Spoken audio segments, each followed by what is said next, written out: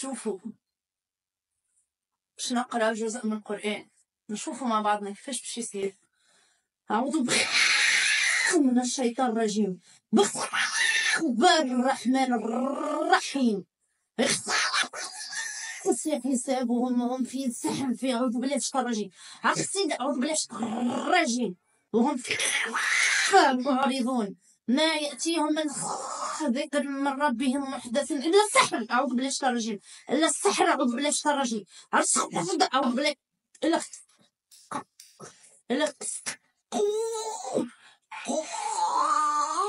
وهم يلعبون لاهية قلوبهم وأسروا النجوى الذين ظلموا هل هذا إلا بشر مثلكم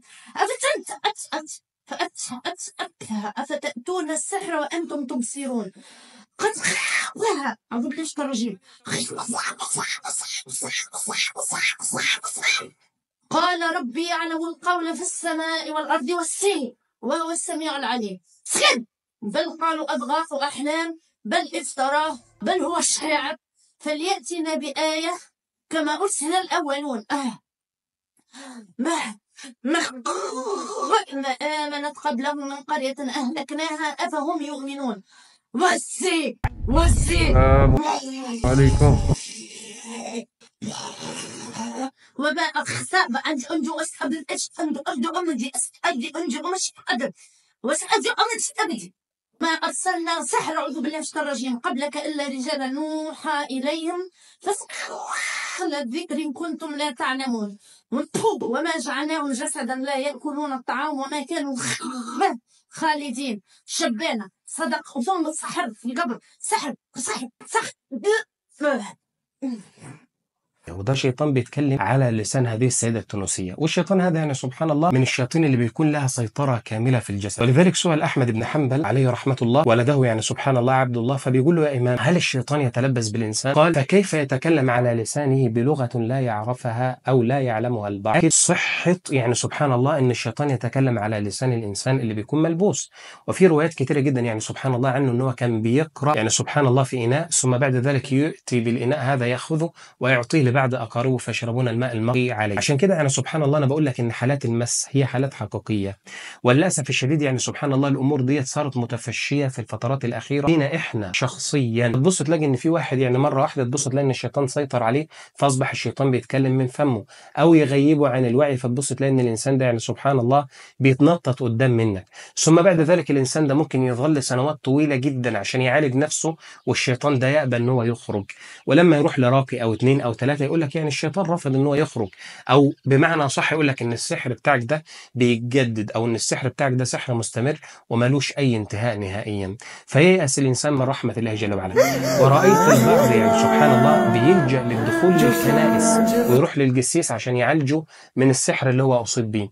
وكم من مواقف مرت عليكم انتم يعني سبحان الله تقدروا ان انتم تكتبوها في التعليقات وتقولوا كلامي ده صحيح ولا غلط. مفيش اي شيطان بيتكلم على لسان اي حد الا وكان هذا الشيطان مشرك. ثم بعد ذلك الشيطان المشرك ده ليه علامات وليه دلائل، وازاي ان احنا نخرجه من جسمنا بطريقه سهله جدا. انا عايزك انك انت بس هتحضر لي ازازه ميه وزجاجه مسك، وانا هكلمك عن الاعراض اللي بتدل على وجود الشيطان في جسدك، وهكلمك يعني سبحان الله ازاي انك انت تتخلص من هذا الشيطان، وهنعمل مع بعض تجربه نثبت اذا كان في شيطان في جسمك ولا لا. مبدئيا وقبل كل شيء انا عايز اقول لك ان النبي صلى الله عليه وسلم في مره من المرات وهو ماشي مع اصحابه جاءت امراه له بطفل يعني سبحان الله صغير في السن، وكان هذا الطفل يعني سبحان الله أصابه شيئا من الجنون والصرع، فضرب النبي صلى الله عليه وسلم على صدر هذا الطفل وقال اخرج عدو الله فإني رسول الله. فيعني سبحان الله الصحابة يعني بيقول لك خرج من هذا الطفل يعني من صدره يعني سبحان الله كأن نمس أو شيء يشبه الفار، يعني سبحان الله خرج من صدر هذا الغلام الصغير. فعشان كده يعني سبحان الله الجن والشياطين موجودين، ولذلك النبي صلى الله عليه وسلم سحر، وكان سحر النبي صلى الله عليه وسلم ده هو عبارة عن رسالة حقيقية لنا إحنا كأمة الإسلام والمسلمين، إن السحر ده هيتفشى فينا، وإن إحنا بنقتدي بالنبي صلى الله عليه وسلم في السنن القولية والسنن الفعلية. فمن السنن الفعلية هو علاج النبي صلى الله عليه وسلم من السحر. طيب يبقى هنا السؤال، هو الشيطان لما يتكلم على لسان الحالة اللي بيكون يعني سبحان الله مصروع، إيه نوع الشيطان ده؟ الشيطان ده يعني سبحان الله نوعه قرين مقيد المقيد. والقرين المقيد ذكره الله جل وعلا، قال الله عز وجل: ومن يعش عن ذكر الرحمن نقيد له شيطانا فهو له قرين. ثم يأتي السؤال اللي بعد كده: ازاي ان انا اتخلص من القرين المقيد؟ وايه العلامات التي تدل على القرين المقيد؟ وهل القرين المقيد ده بيكون ساحر؟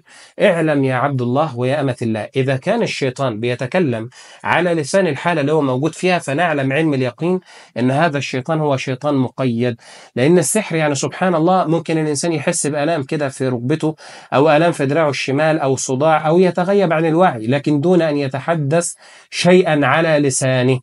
تمام. فكده الانسان ده يعني سبحان الله بيكون مسحور، يعني دي دلاله على انه هو بيغيب عن العالم اللي احنا عايشين فيه بسبب الشياطين، لكن ما فيش شيطان يقدر ان هو يمتلكه كاملا.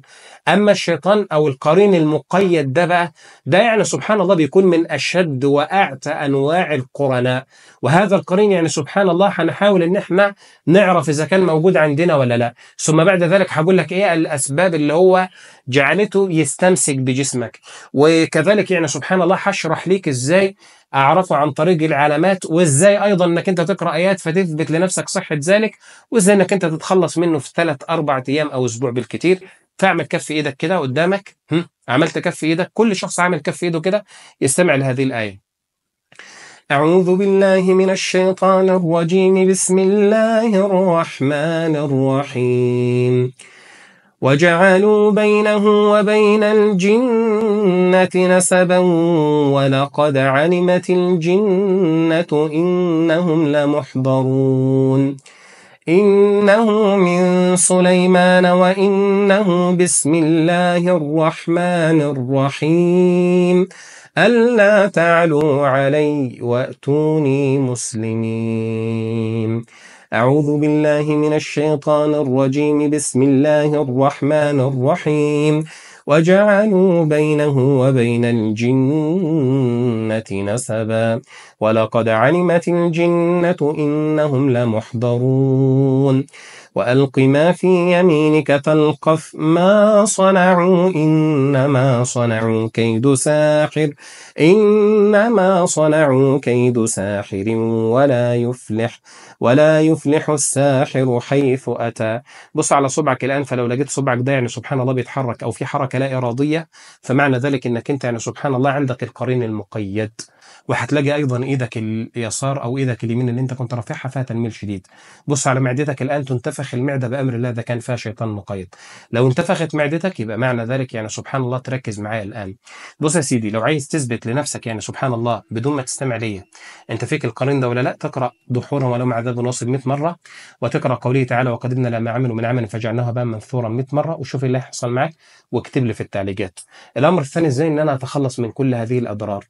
اول حاجه، الشيطان المقيد ده جالك بثلاث طرق. الطريقه الاول انك انت بتقف قدام المرايه كتير، وربما انك انت يعني سبحان الله كنت بتاخد الموبايل معاك الحمام، او ربما انك انت كنت بتستمع لاغاني في الحمام، او ربما انك انت تكون صرخت في الحمام، او انت غضبت من زوجك واتضايقت منه فدخلت الحمام، او انت دخلت الحمام عيطت فيه، او انك انت صوتت في الحمام، كبيت ميه سخنه في الحمام، حبست نفسك كتير جدا داخل الحمام، يعني سبحان الله اسرفت على نفسك في الذنوب والمعاصي وتركت الصلاه لفتره طويله جدا، وبقيت يعني سبحان الله تستمع للغناء وترتكب يعني ذنوب كثيرة جدا دون أن تتوب إلى الله جل وعلا، وظلت على نفس الوضع فترة طويلة، فمعنى ذلك ده القرين المقيد.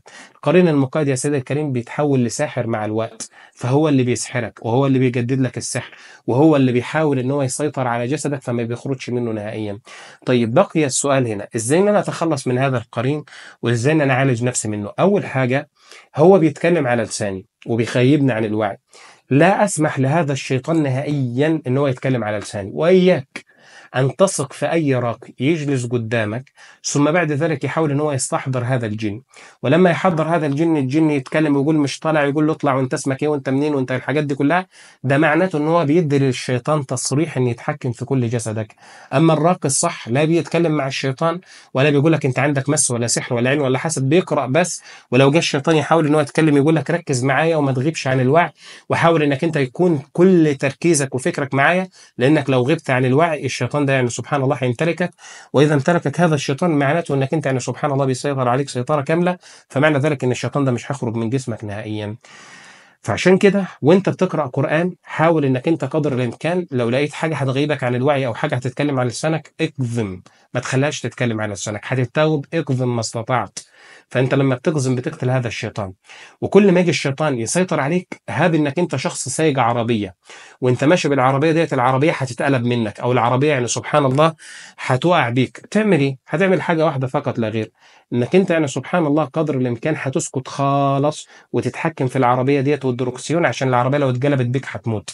تعتبر نفسك ايضا انك انت يعني سبحان الله جسدك ده هو السياره، والشيطان بيحاول ان هو يغيبك عن الوعي، معناته ان هو بيمسك منك الدركسيون.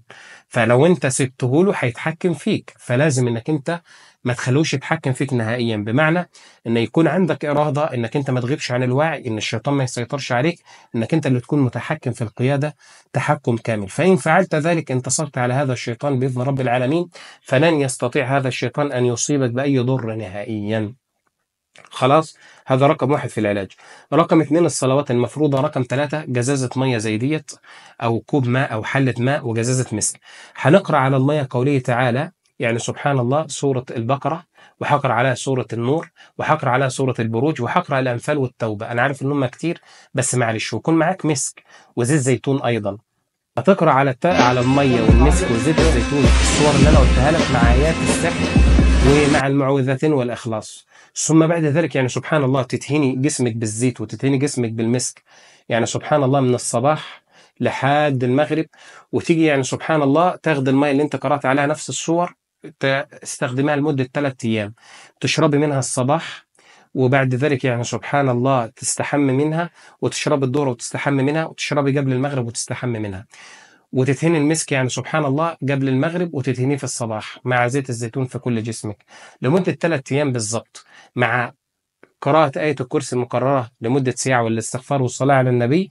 وعدم انك انت يعني سبحان الله تخلي الشيطان او تخلي الشيطان يتحكم فيك او يتكلم على لسانك، واستماعك للرقية هتبص تلاقي ان كل الاعراض دي تلاشت، والشيطان اللي كان متحكم في جسمك وعامل لك ان هو سلطان هتلاقيه تلاشى نهائيا وتحول لنبض بسيط كده في جسمك. وده افضل برنامج انصحك بيه.